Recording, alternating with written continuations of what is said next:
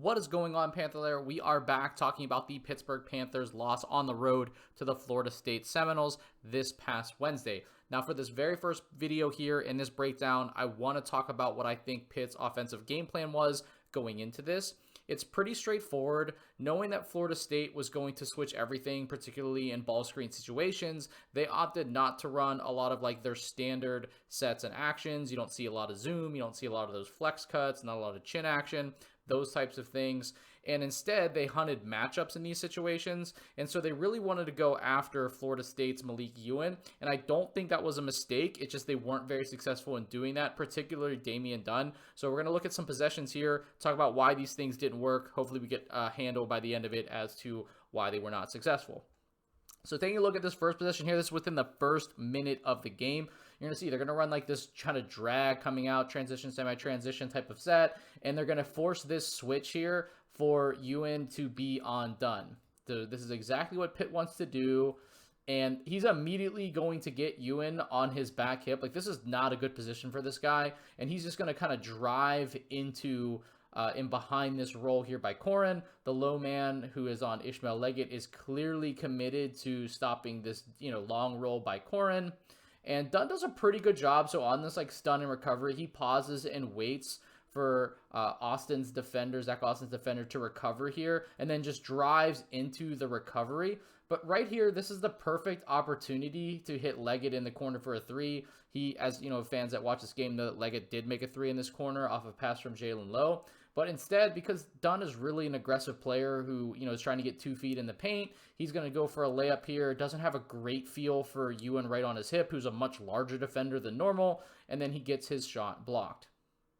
We move along a little bit later in the first half, and I did want to keep this in here on purpose to highlight this, that, like Daquan Davis and any defender on of the Seminoles on low was pretty much not allowing him to take this ball, get the ball anytime that Pitt was, trying to inbounds. And so they devote 2 players to this. So they don't even put a player on the ball here. So this player is going to be on Guillermo Diaz-Graham, and they just do not want Lowe to end up with the ball. That becomes successful. So here we go, Damian Dunn.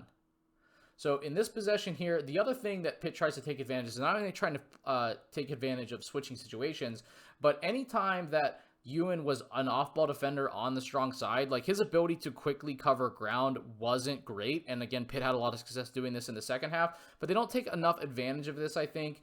And oftentimes, again, trying to go one-on-one, trying to, get a layup at the rim wasn't necessarily the best option. So you see, as this plays out here, Dunn does get goes and beats Jameer Watkins one-on-one here. But you're going to see help's going to come out of the strong side corner. Look, Guillermo Diaz-Graham is not shooting the ball particularly great, 25.4%, but helping out a strong side corner is usually not a way to live.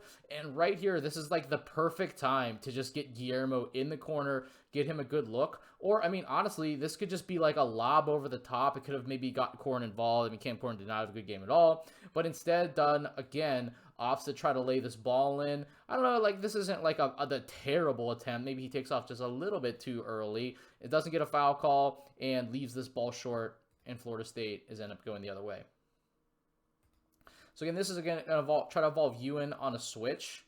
So they get this switch, and a lot of their big tactic, because I did get asked this, so I do want to, give a lot of people a shout out for, thank you for interacting with me in the Panther Lair forums to try to get some questions here. And a lot of people talked about, like why wasn't there a lot of pick and pop opportunities? And that's fair. Switches don't necessarily always lend to that. And a lot of times you'll see whether it's Corin or Diaz-Graham, they would like try to drag the smaller defender away to create this matchup. So there was a chance for more of these to exist, but I think, the Panthers really opted to like, hey, we really want our guards to go one-on-one against Ewan, so have the big kind of drag this guy away. And that's pretty much what you see Diaz-Graham doing here. So even in these one-on-one situations, again, a ton of help here. One of the problems that Pitt had is they just could not take advantage of here. You see, Ewan just pokes the ball away. Same thing happened to Brandon Cummins in pretty much a similar situation in the first half. They would get Ewan one-on-one and they just couldn't take advantage. Lowe got a shot blocked by him as well in the first half. So just not a great use of taking advantage of the switch. And you'll see again, and this is going to be, highlight that as well. Here we go, second half. Dunn in transition. They create the matchup that they want. And so you're thinking, okay, so Dunn's going to be able to get downhill on Ewan, and instead he just pulls up and takes a jumper and just gets blocked.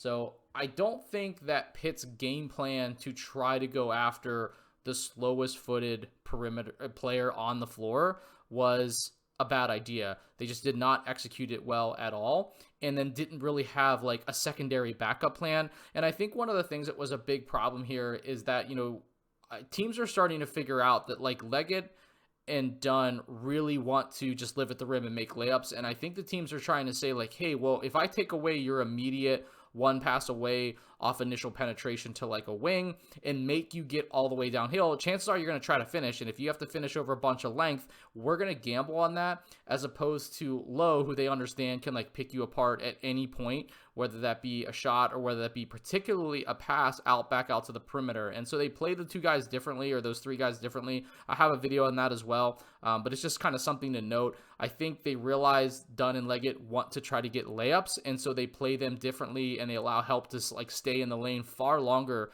than they do for Low, and that's something that Pitt really needs to adjust to.